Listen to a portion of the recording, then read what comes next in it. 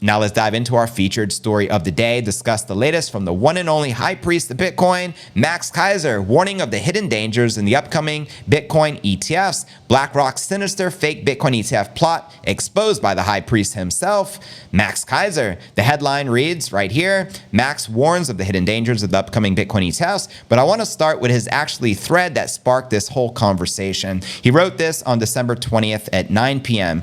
In 40 years of finance, I have never seen such coordination and cooperation by so many financial institutions working hand in glove with the regulators and politicians as I'm seeing with the coming wave of the Bitcoin ETFs. I think we may be in for an unwelcomed surprise. Now he adds a little content surrounding this. Seems like all these Bitcoin ETFs have agreed to cash in, cash out. Investors will track the price but have no claim on actual BTC. It's a fiat money version of Bitcoin. Simultaneously, Washington is apparently looking to ban self-custody. If this is true, it's exceptional. Due to the size of the highly coordinated bait and switch by Wall Street and Washington. The best way to beat this is to move to Bitcoin country, El Salvador. So this was off the back of the news that Swan Media is sharing here. Just in, firms are anticipating a decision from the SEC on Bitcoin spot ETFs shortly after January 8th. They are optimistic about approval, but with a caveat. Unlike the typical ETFs, this Bitcoin spot ETF would require shares to be purchased exclusively with cash. This requirement stems from the SEC's concerns about ETFs potentially being used for money laundering. A detailed report on this development is expected soon. And Max added to this thread right here, the timing of this is also interesting. A conspiracy theorist might say these 69,370 BTC are now a key part of the collateral backing these ETF rollouts. He's referring to the Bitcoin from Silk Road, which got basically forfeited by the US government. Now, the government and their proxies get the benefit of the price appreciation on their actual Bitcoin as billions flow into the new fake Bitcoin ETFs. And this was on the back of the news by Gaber Gerbax. U.S. Appeals Court approved the forfeiture of 69,370 BTC from the Silk Road case. People are speculating if and when the U.S. government would sell the coins. I wonder why one that can just print money would sell hard assets. Just a thought. Now, I also think the same way. I think they're most likely going to hold on to these. Will they give them to BlackRock? Like, what's really going on behind closed doors? You got to be able to read between the lines. So Max continued the next day and added this context. GBTC has approximately 600,000 Bitcoin, making them the largest Bitcoin hodler in the world. I have read they had 620,000. I've shared this many times on the show. Now, the deal with the government to get ETF approval via the SEC, Chairman Mr. Gensler, and remember Barry, referring to Barry Silbert, the head over there of GBTC/Genesis, has been caught engaging in accounting irregularities. So needs a friend in the Department of Justice. Is it to make those Bitcoin easily available to the government in certain circumstances, like an economic emergency? That is 100 already baked into the cake. So he's calling it out right there that they're colluding and doing some sort of shenanigans behind closed doors. And then he added here, this is highly unusual, supports my theory. We'll find out soon enough. And this was breaking news. The SEC is holding a rare conference called today with all the spot Bitcoin ETF applicants, according to Fox Business. I mean, the BlackRock's, ARK Invest, Fidelity, and of course, the SEC. So what are they really talking about? And then he mentions here, this is unprecedented breaking news, holding this conference with all the major asset managers. And interesting that it all has to be cash in, cash out. Hence why he's calling it fake BTC. Now, he also shares some other interesting news. Good news. We're looking into a Bitcoin ETF to list here in El Salvador. Let's freaking go. That'll allow Bitcoin in and Bitcoin out. I think this is what we were all anticipating initially now. This will be a unique product in the world. All 13 of the Bitcoin ETFs waiting for the listing in the United States are cash in, cash out, just fiat versions of Bitcoin. So there you have it. Now, if El Salvador launched their own spot ETF that allowed Bitcoin in and Bitcoin out, clearly would be a superior product to all of the ETFs in the United States. We also have news that Hong Kong is now entertaining applications for ETF as well from applicants. This is more competition and game theory playing out in real time. So shout out to Hong Kong as well. So we may get ETFs in Hong Kong, ETFs in El Salvador, and then of course here in the United States. And also there's talk in the Middle East, places like Saudi Arabia,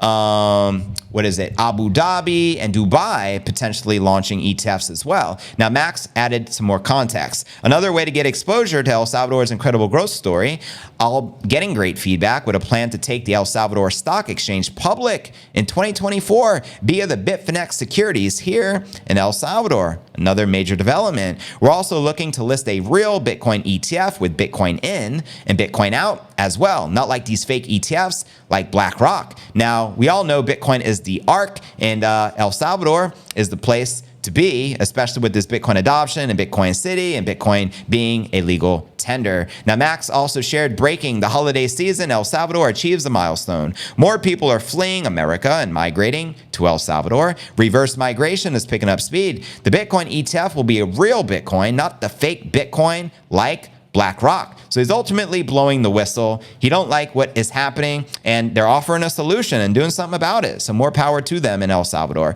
He also shared here, I got asked to do a Bitcoin ETF ad for a European outfit for like 500,000 euros, but they also do ish coins. So I said no. He also shared here, the US needs Bitcoin as a strategic reserve in the name of national security. I was the first to write about this years before Jason Lowery. I coined both hash wars and hash race. So shout out to the high priest. He also just shared, as predicted, El Salvador will be the fastest growing economy in the world, and we're not using leverage. We're eliminating crime, violence, corruption, and bureaucratic waste, and unleashing economic freedom and the force multiplier, Bitcoin. That was off the back of the news that Stacy shared. The economy grew 3.6% in the third quarter. El Salvador rocket ship to the moon. El Salvador keeps winning 5 more years. Oh, that's right, because isn't the presidency in El Salvador instead of 4 years like the US, I believe it's 5 years. So if Bukele gets reelected, it's going to be lit. And you already know the people are supporting him. So I can't wait to hear the good news personally. Now let's dive a little deeper into the story here with this headline and share the latest. Prominent Bitcoin advocate and financial analyst Max Keiser, the high priest, raised significant concerns about the upcoming Bitcoin spot ETF. His warnings come amidst the financial community's heightened anticipation for these ETFs, which are expected to bring new level of mainstream adoption to Bitcoin. And according to Max, these financial instruments may not be what they appear to be at first glance. The US SEC is set to approve Bitcoin spot ETFs as early as January. Let me know if you feel we'll get that approval by the 10th. This move has also been long awaited by many in the space as a positive step towards integrating Bitcoin into traditional finance. However, Keiser's insights suggest a different narrative. As I mentioned earlier, it seems like all these Bitcoin ETFs have agreed to cash in, cash out, which is now official. Investors will track the price but have no claim on the actual Bitcoin, a fiat money, a Bitcoin version. Simultaneously, Washington is apparently looking to ban self-custody. Not a good look, but they'll never ban self-custody. They can try, so good luck with that, fam.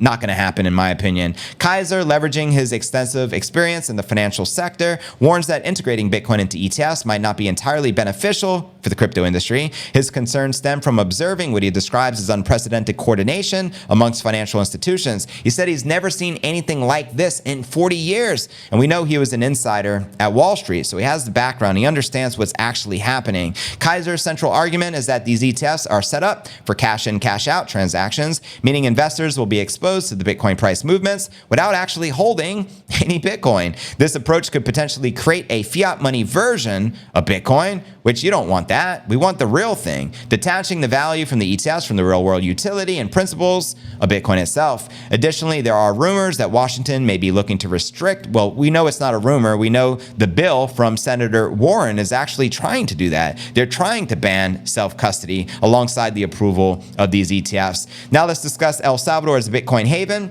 In response to the developments, Max advises a radical approach. Relocate to El Salvador, which has embraced Bitcoin as legal tender. There's only one Bitcoin country, fam. His suggestion underlines the contrast between El Salvador's open embrace of Bitcoin and what he perceives as the manipulative tactics of Wall Street and Washington. He also highlights significant financial move towards El Salvador, which he currently has 153 people who pay $1 million donation so they can get their citizenship. He's also shared a hack if you're looking to relocate to El Salvador, you can do so for as little as $90 a year. Reach out to Max Keiser on X if you're interested in that, because he's like an ambassador trying to get as many people to relocate from the US to El Salvador. And adding to the intrigue, Gerber Gabax, as we mentioned earlier, took note of the government's recent forfeiture of the 69,000 Bitcoin confiscated from Silk Road. Keiser speculates these confiscated Bitcoin may be used as collateral for the new ETFs, which would benefit the government and proxies through the price appreciation